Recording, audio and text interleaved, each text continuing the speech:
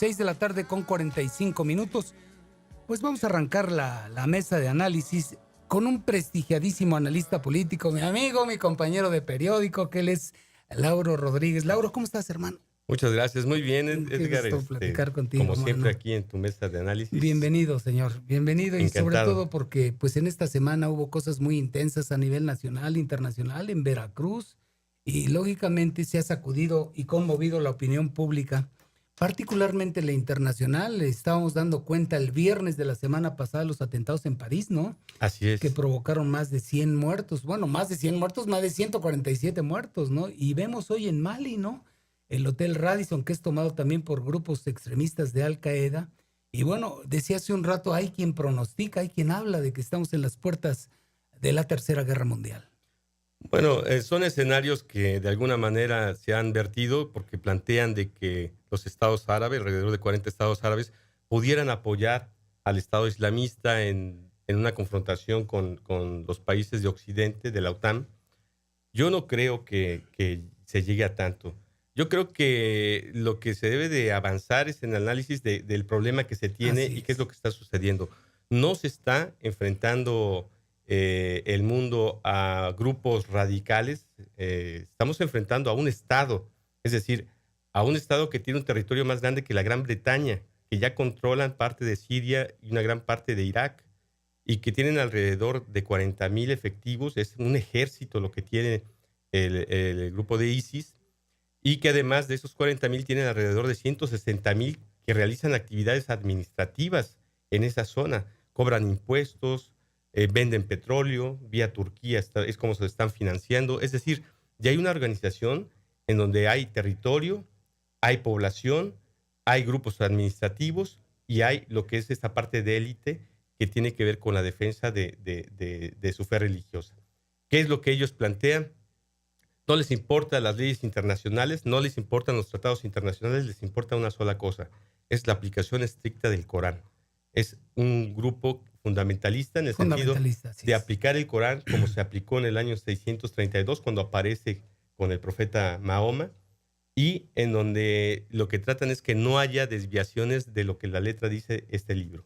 Fíjate que desde luego no estamos en las puertas de nada. No, yo no creo eso de la Tercera Guerra Mundial. Es una postura muy estridente. Lo que sí me llama la atención y por supuesto nos preocupa es el tema de 5 países en guerra y la polarización de las relaciones entre Estados Unidos y Rusia, ¿no? Lo cual puede dar lugar a no una guerra, pero sí una guerra fría, tal vez. Yo, de hecho, lo escribí en esta semana porque escribí sobre este tema por la relevancia que tiene prácticamente todos mis artículos. Y uno de ellos fue el planteamiento de que se puede abrir una nueva guerra fría en el mundo a partir de la confrontación que pueda tener Estados Unidos y Rusia. Lamentablemente se ha tomado mal la posición de Obama. Obama ha sido muy cauteloso al decir que no va a mandar tropas porque sabe que el costo político, el costo en vidas humanas de estadounidenses sería muy alto y no lograrían realmente erradicar el problema. Muchos allá en Siria están planteando que venga una intervención, sí, pero que venga una intervención de miles de maestros. Es cuestión de educación también. Es decir, en este momento la gente en Siria está siendo aleccionada, sobre todo la que está bajo el poder del mandato de ISIS, está siendo aleccionada. Su escuela es para aprender el Corán y no para aprender otras cosas. Obviamente su visión del mundo termina siendo muy, muy restringida, muy estrecha, y la confrontación, el Corán lo plantea, es la defensa de su religión. Entonces, tenemos que entender qué es lo que están planteando ellos y entender la posición de Occidente, porque Occidente no está jugando a un país, en transformar un país democrático, el Estado de Siria, sino está jugando al control de una franja de territorio en Medio Oriente que es estratégico, que tiene petróleo, que por ahí sale el petróleo que va a Europa vía Turquía, y en donde se está construyendo un gasoducto con Rusia. Y obviamente el control de esa área, en términos de energéticos, es fundamental. Eso es lo que estamos viendo abajo del conflicto, digamos, de religioso o extremista. Por eso se están yendo con mucho tacto. Y lo dijo Vladimir Putin en la última reunión de internacional que hubo con 40 países. Y les dijo, bueno, muchos de los que están aquí están comprando el petróleo de ISIS, están apoyando a este grupo con esa vía, y no dicen nada. Hay un doble discurso, una doble moral internacional en términos de recriminar, pero por otro lado, comprar lo que les están vendiendo al mundo. Sí, y además fíjate que en ese marco, a mí lo que siempre me llamará la atención es que ¿cuál es el verdadero terrorismo? ¿El terrorista que llega, ataca, agrede y mata, o la respuesta que es verdaderamente cruenta de los países del imperio? Ya veíamos cuando las Torres Gemelas, ¿no? ¿Cómo es la respuesta tan brutal? Los bombardeos de parte de Estados Unidos a la zona de los fundamentalistas del Estado Islámico y de Al Qaeda. Ahora vemos cómo París, cómo Francia le devuelve el bofetón, pues bombardeando también sus plazas, ¿no? Bueno, en este momento han muerto más sirios, civiles sirios, no de los que intervinieron en los atentados extremistas por las bombas. Se estima que alrededor de 30% de las víctimas de estas bombas son niños. Caen en las escuelas las bombas. Han estado ya circulando en los medios, en las redes sociales, los videos en donde se ve la muerte de estos pequeñines que terminan quemados, que terminan destrozados, el dolor de los padres. Es decir, hay víctimas por todos lados. Yo lo planteaba en el sentido de lo que decía Gandhi. Esto no se puede aplicar el ojo por ojo, la ley del talión, el código de Hammurabi que decía eso. Decía Gandhi, ojo por ojo, bueno, pues todo el mundo va a terminar ciego, ¿no? Sí, sí, sí, fíjate que es verdaderamente difícil. A ver, Toño, si tenemos ahí las imágenes de París de la semana pasada y a ver si tenemos las imágenes de los bombardeos. Gracias, mano. Ahí están justamente las imágenes de las acciones terroristas que hoy se conjuntan con lo de Mali y la verdad las cosas que me llama muchísimo la atención porque hay una secuencia de terrorismo. Fíjate que hablas y hablas muy bien del tema de los muertos, sobre todo del lado sirio. Hay un niño, hay una fotografía de un niño con una declaración que recoge en las redes, que es un niño de 5 años, que está totalmente sangrado, está al punto de la agonía y dice, los voy a acusar con Dios. O sea, cuando ya no tienes nada, ¿no? Que acudes a Dios porque ya sientes que te vas, ¿no?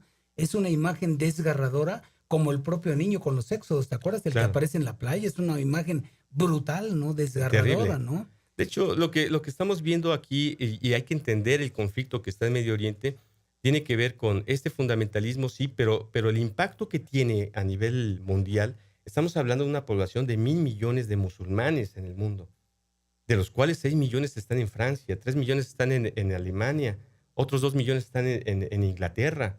Es decir, el mundo árabe no es nada más esa franja. ¿Y de dónde están saliendo los extremistas? De los países occidentales, de ahí de Bélgica, que ya se descubrió un lugar donde operan y que no se había atendido.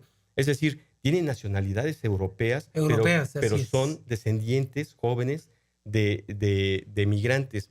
¿Qué es lo que estamos viendo? Estamos viendo migración de jóvenes europeos, de nacionalidad europea, que nacieron ahí, que son musulmanes, que se están yendo Ah, a... mira, perdón que te interrumpa, este es el niño que dice que los va a acusar con Dios. ¿No quieres leer? Porque yo no veo ahí eso. ¿Qué Cuando dice? muera le contaré todo a Dios. Qué brutal imagen. Y se ve que mira cómo está destrozado, cómo está lastimado. Hay una segunda fotografía donde ya está muerto el niño. Qué difícil, ¿eh? Qué difícil, sobre todo porque te digo, para un niño que lo único que tiene son sus papás y Dios, ¿no? Y tiene Claro, que acudir a bueno, Dios.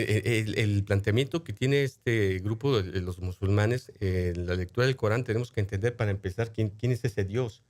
Y el Dios del Corán es el mismo Dios que los Es el Dios católicos del mundo profesamos, occidental, y el de los hermano. Sí, judíos sí, sí, es el sí, sí, mismo. sí, sí, sí. Entonces, el planteamiento es que Sí. es una religión que nace, incluso reconocen a los profetas desde Adán, es el primer profeta que reconocen, y el último profeta que reconocen ellos es Jesús. En el Corán está esto. Entonces, hay un planteamiento, la yihad. La yihad del Corán establece que es la defensa de la religión, de tu fe, de tu creencia. La yihad mayor, que está enfocada a cómo fortalece el musulmán su fe, es un compromiso personal. Y la yihad menor, que es un planteamiento de defiende tu fe de los ataques externos.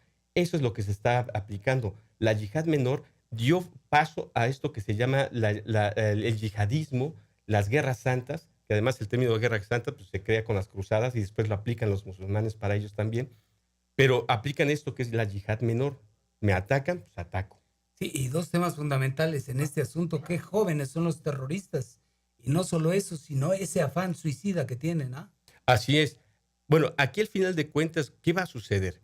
Le estamos viendo la radicalización de Europa y eso es lo que va a traer que otros grupos en el mundo de musulmanes se acerquen al planteamiento que está haciendo ISIS, en donde lo que ellos venden, digamos, a los musulmanes es que tienen que aplicar estrictamente su ley.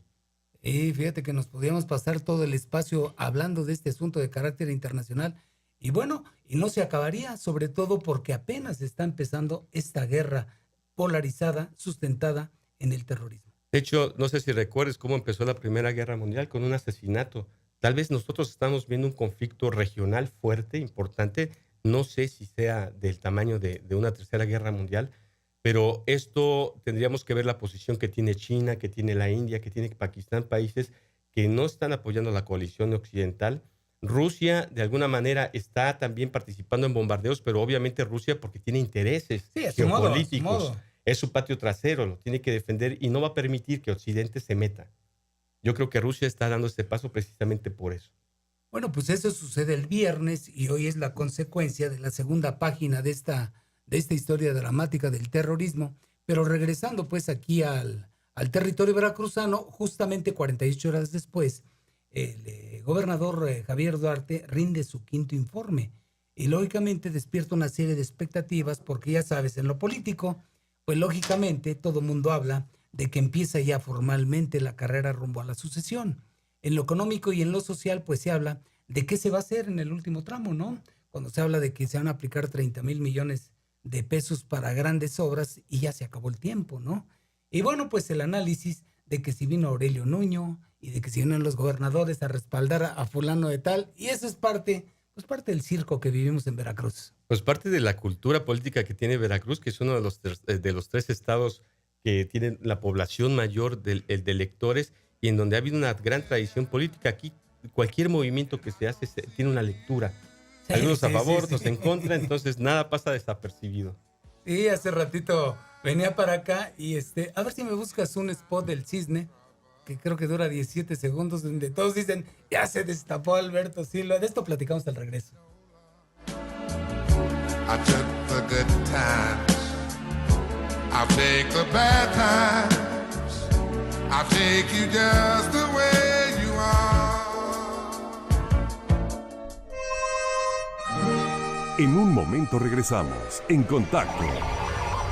Las diputadas y diputados del Congreso local modificaron la ley para que a partir de ahora los planos y proyectos para la construcción de edificios de uso público cuenten con los medios necesarios para facilitar el acceso y libre tránsito de personas con discapacidad. Mejores leyes para un mejor Estado.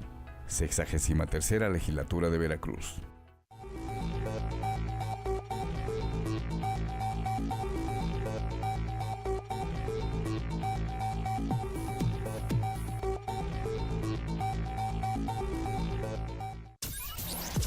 En Contacto, más fuerte que nunca. Entérese de la información puntual, el acontecer diario y entrevistas con los actores políticos de nuestra ciudad y estado, con Luis Ramírez Vaqueiro. Hola, ¿qué tal? Soy Luis Ramírez Vaqueiro y te invito para que me acompañes en punto de la 1 de la tarde a través del 97.7 y del canal 101 y 45 de Digicable. Te tendremos toda la información más destacada generada para ti. Tener un Veracruz tan bonito como el de hoy representa un gran logro para mi gobierno. Somos destino favorito. Tenemos ya 6 pueblos mágicos y contamos con 61 nuevos hoteles que impulsan la industria turística al máximo. Con resultados como estos, Veracruz ya cambió. 5 años cambiando Veracruz. La palabra de un diputado literalmente tiene que ser ley, porque haciendo leyes y vigilando que se respeten, veremos un Veracruz mejor. El verdadero problema no es la corrupción, sino la impunidad. Nos queda mucho por hacer para convencer a los ciudadanos que este es tu espacio, que no es un palacio, que es un espacio para su voz. Veo el mismo Veracruz que tú, pero trabajo para que tú veas el Veracruz en el que creo yo. Desde que era un niño, mi padre soñaba en mejorar su calle. Hoy está viendo con sus propios ojos la transformación de Jalapa. Juntos, construimos más de 300 obras en toda la capital para mejorar la calidad de vida de los jalapeños. Nuestra capital. 5 años, Veracruz se ha convertido en un lugar atractivo, donde las oportunidades existen y son para todos. La economía se mueve porque somos gente de trabajo. Cada vez vemos más plazas comerciales y nuevos negocios. En nuestro estado tenemos la infraestructura, pero sobre todo el impulso. Con resultados como estos, Veracruz ya cambió. 5 años cambiando Veracruz. Entérate de una manera grata y entretenida de las noticias que se generaron durante el día, entrevistas, mesas de análisis y el mejor humor, solo con Edgar Hernández, el periodista más preparado, veraz y ameno de la radio. Ya estamos listos con toda la información aquí en Contacto. Acompáñeme, soy Edgar Hernández. Para concebir el Veracruz de hoy, hay que hablar de infraestructura. Hemos invertido 14.500 millones de pesos en nuestro estado. Modernizamos y ampliamos la red carretera estatal. Construimos la más importante infraestructura deportiva de nuestra historia. Y muy pronto, el túnel sumergido de Coatzacoalcos será una realidad. Con estos resultados, Veracruz ya cambió. 5 años cambiando Veracruz. Las diputadas y diputados del Congreso de Veracruz protegen a niñas, niños y adolescentes con más leyes que garantizan el respeto a nuestros derechos y a una vida sin violencia. Mejores leyes para un mejor estado. 63ª legislatura de Veracruz. Jalapa abre sus ojos al entretenimiento y diversión de televisión por cable. Con Digicable todos tenemos algo especial que ver. Los mejores canales a un superprecio. Únete a la televisión por cable de Jalapa, solo con Digicable. Avenida Pípila número 800, letra C, Colonia El Mirador. Llámanos 818-4343. Digicable. Hemos realizado grandes avances en educación tecnológica. Tenemos 25 planteles de primer nivel a la altura de los mejores del país. Tan solo del 2010 a la fecha, egresaron 22.633 estudiantes y el 70% de ellos son la primera generación de profesionistas en sus familias. Con estos resultados, Veracruz ¡ya cambió! 5 años cambiando Veracruz. Desde que era un niño, mi padre soñaba en mejorar su calle. Hoy está viendo con sus propios ojos la transformación de Jalapa. Juntos, construimos más de 300 obras en toda la capital para mejorar la calidad de vida de los jalapeños. Nuestra capital. Cuando me preguntan si me siento solo en la vigilancia y la lucha contra la impunidad, contesto que no. Porque trabajo contigo y con 22,000 contralorías sociales para vigilar juntos la aplicación de los recursos. Veo el mismo Veracruz que tú, pero trabajo para que tú veas el Veracruz en el que creo yo.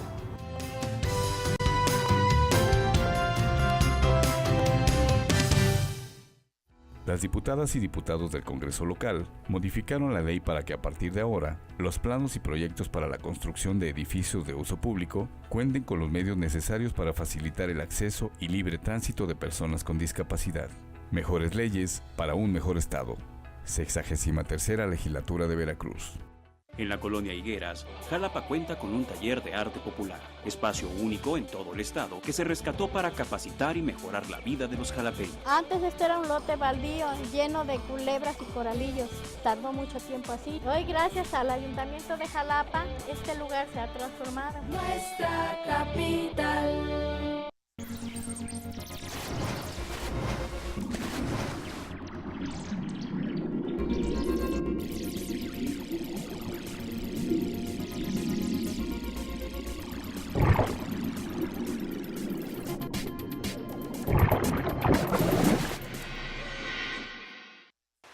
La economía se mueve en Veracruz.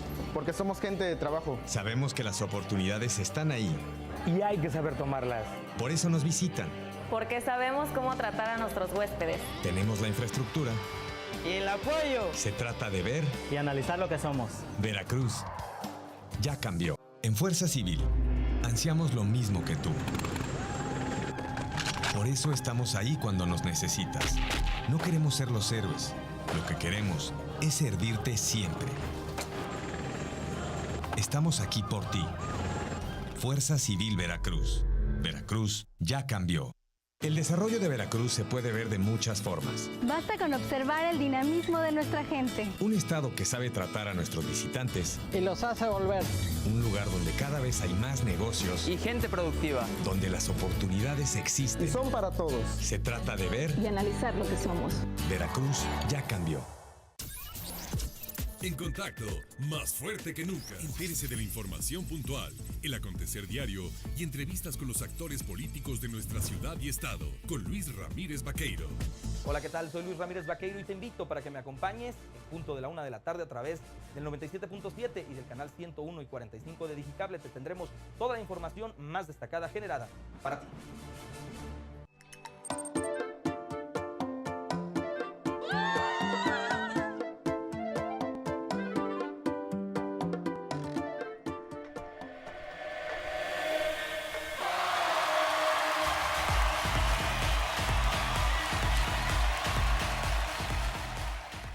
Entérate de una manera grata y entretenida de las noticias que se generaron durante el día, entrevistas, mesas de análisis y el mejor humor, solo con Edgar Hernández, el periodista más preparado, veraz y ameno de la radio. Ya estamos listos con toda la información aquí en Contacto. Acompáñeme, soy Edgar Hernández. Desde que era un niño mi padre soñaba en mejorar su calle. Hoy está viendo con sus propios ojos la transformación de Jalapa. Juntos, construimos más de 300 obras en toda la capital para mejorar la calidad de vida de los jalapeños. Regresamos en Contacto.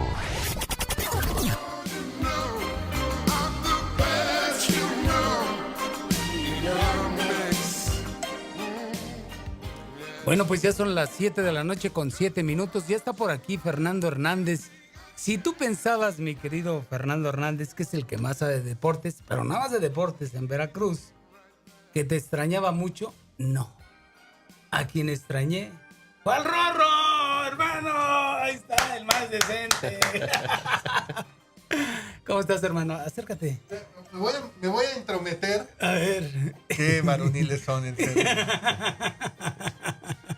Elías, ponme la valier. Mi querido Fernando, pero ya sabes, aquí siempre tienes...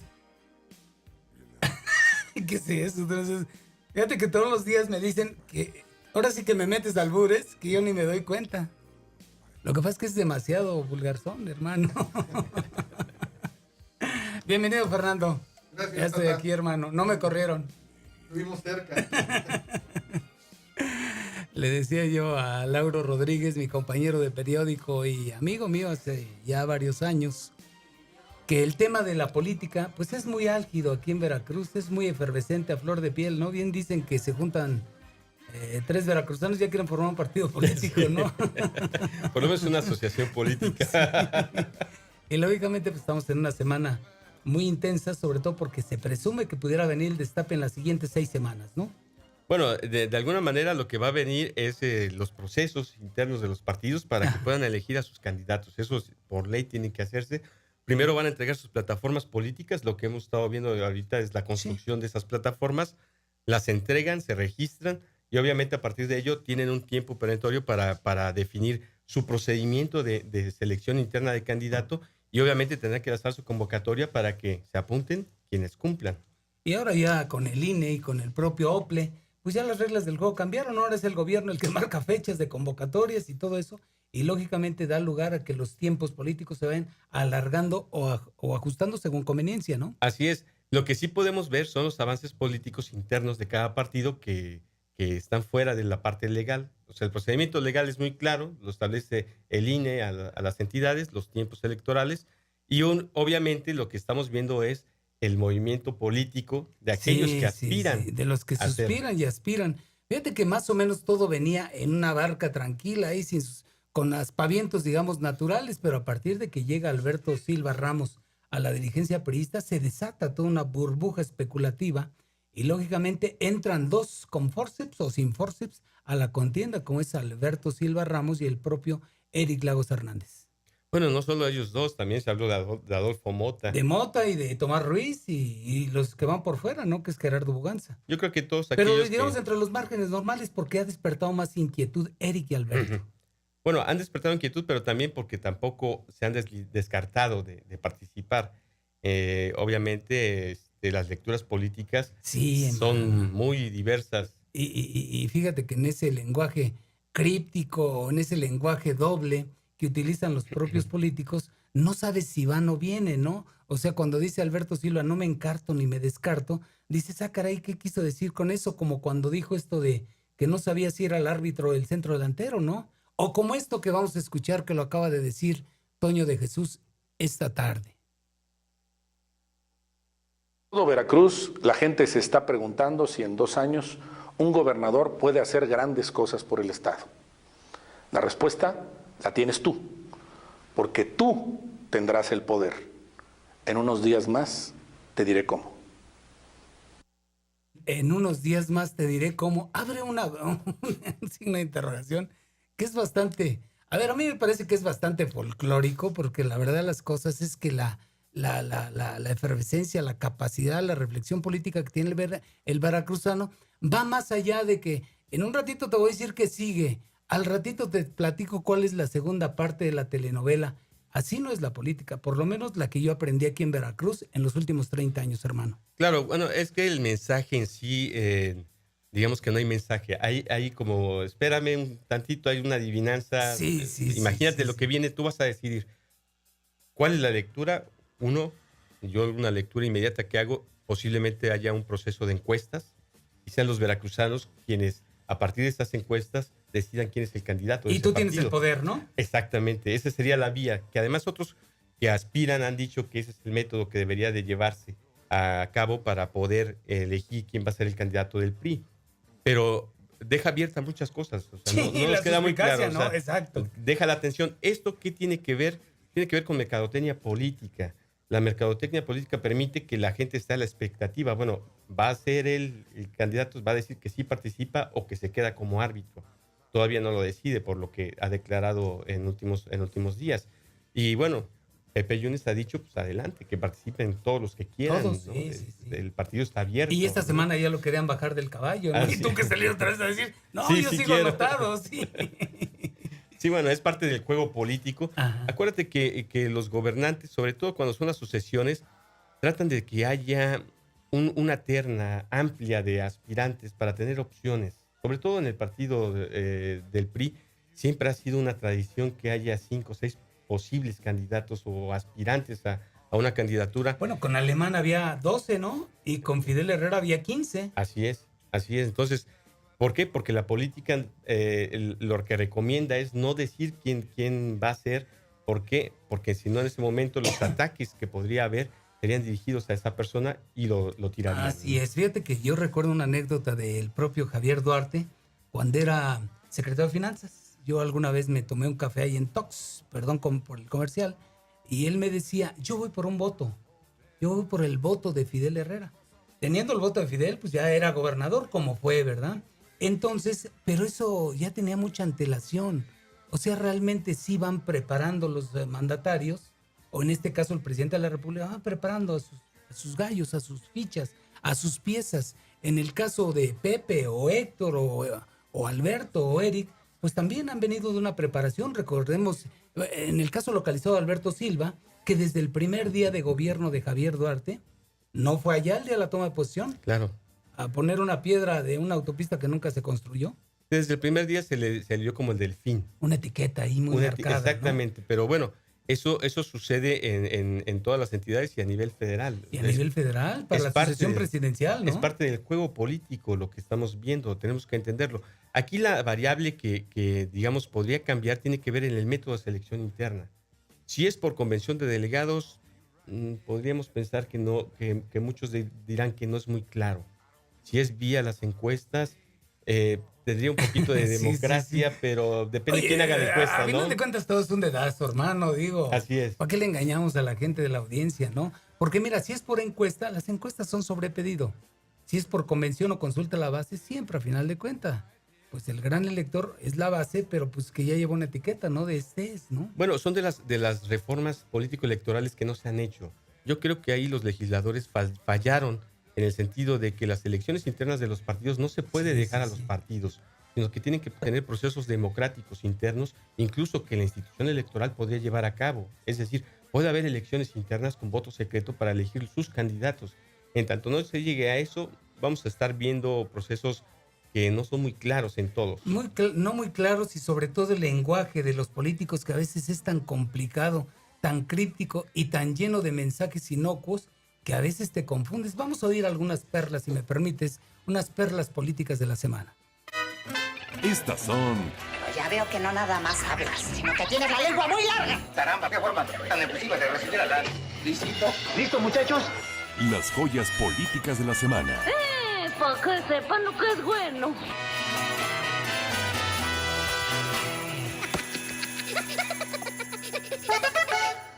Y ya es viernes, viernes de las joyas de la semana y de karaoke. Y es que bueno, aunque no todo mundo cante, lo cierto es que a todo mundo le gustaría cantar. Pero si cantaran los políticos, ¿qué nos interpretarían? Él me mintió. Él me dijo que me amaba y me detestó. Y empezamos. En el quinto lugar tenemos al gobernador Javier Duarte de Ochoa, quien rindió, por cierto, su quinto informe de labores. Convoco a todas las expresiones políticas a la unidad. Y lo que quiso cantar fue... No lo puedes llegar a negar, tú y yo somos uno mismo. Oh. Y en el cuarto lugar tenemos al panista Juan Bueno Torio, quien nos canta sobre los dados cargados en torno a Miguel Ángel Yunes. Yo no lo veo así. No te preocupes, compita. No podrán hacerme a un lado. Mi negocio está seguro. Yo lo tengo bien cuidado. En el tercer sitio tenemos al delegado de la SEP, Edgar González Suárez, porque se fue con todo contra los directores de las escuelas. ¿Qué hacen los directores? A los directores les encanta meter la mano al dinero, pero no les encanta, no les gusta trabajar. Rata inmunda, animal rastrero, escoria de la vida, adefesio mal hecho. En el segundo lugar, más que la entrevista entre nuestra compañera Ariadna Lezama y el director de gobernación del ayuntamiento de Jalapa, pues parecía que cantaban al más puro estilo de la banda MS. Su nombre y cargo, por favor. Licenciado Oscar Cruz Alexander, director de gobernación del ayuntamiento y representante del señor presidente municipal para esta reunión, Américo Zúñiga. Háblame de ti, de todos tus gustos, cuántos años tienes y a qué te dedicas. Y en el primerísimo lugar, el desafuero del diputado Renato Tronco, quien si tuviera que cantar a la par del fiscal Luis Ángel Bravo, sería con coplas de retache, pero a ritmo de banda. La ley es la ley. ¿Piensas que soy un mafioso solo porque me doy lujo? Yo no pienso, solo digo lo que veo, lo identifico. No porque traigo corbata, soy empresa, no la firmo. Entonces si no está limpio, ¿pa' qué juzgas sin sentido? No te juzgo, solo cuido que el terreno esté bien limpio.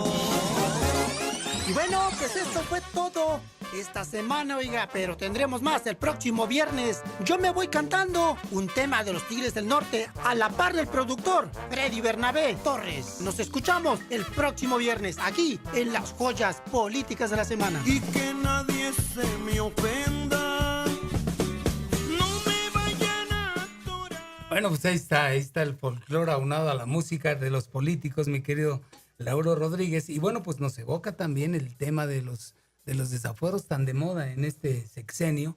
Por cierto, desafueros tan frustrados, tan fracasados. Ya por lo pronto Renato Tronco ya huyó de Veracruz, ya huyó de la República Mexicana. Y ahora para encontrarlo, al igual que los alcaldes que han desaforado, ¿no? Impresionante e increíble.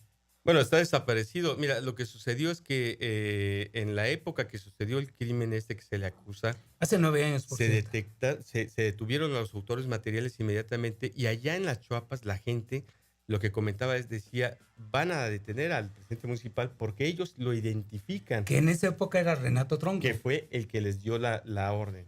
Obviamente desestimó el Ministerio Público las pruebas que él mismo debió haber generado. Sí. Finalmente digamos que le dice, pues no hay nada que perseguir contigo, pero había que notificar a la otra parte y nunca notificaron.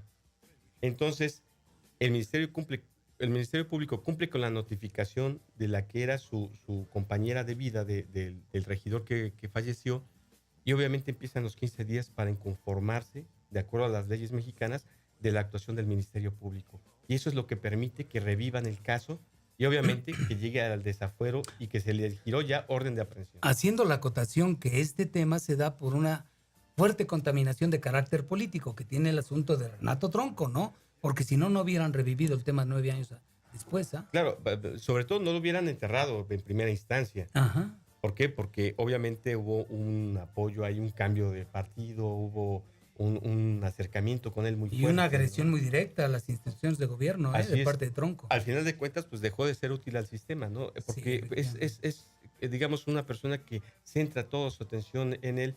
Y déjame decirte que sí tiene mucho arraigo allá. La gente me consta.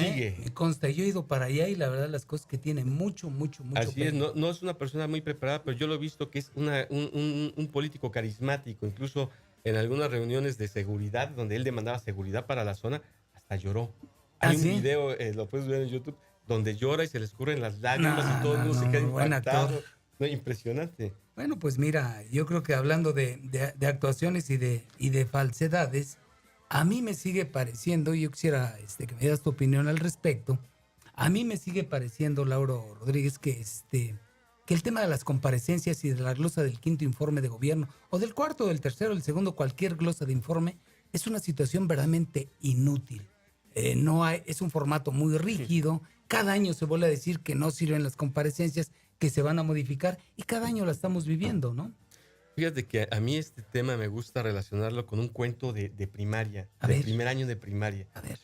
No sé si recuerdas, hay un texto, no sé si sigue en los libros de texto, donde es en una selva y hay unos changuitos. Y los changuitos juegan todo el día, saltan, brincan, se pasan de una rama al otro. Y llega la noche y entonces empieza a llover. Y se dan una empapada a todos y todos están empapados y dicen, mañana vamos a construir una casa para que cuando nos pase esto podamos guarecernos. Y al otro día sale el sol, vuelven a brincar, a jugar, a correr y se les olvida la casa, ¿no? Llega la noche y vuelve a suceder lo mismo y vuelven a decir, mañana vamos a construir una casa. Bueno, los changuitos políticos del Congreso cada año dicen lo mismo. Los diputados dicen, los formatos de comparecencia ya no sirven. Son obsoletos. Tengo 10, 15 años escuchando eso, tanto a nivel federal como estatal, y no hay cambio en la legislación. No hay cambio, y la verdad es que se cambia para seguir igual. Muchísimas gracias, mi querido Lauro. No, gracias a ti, Edgar. Y bienvenido, hermano. Muchas gracias. Qué gusto verte.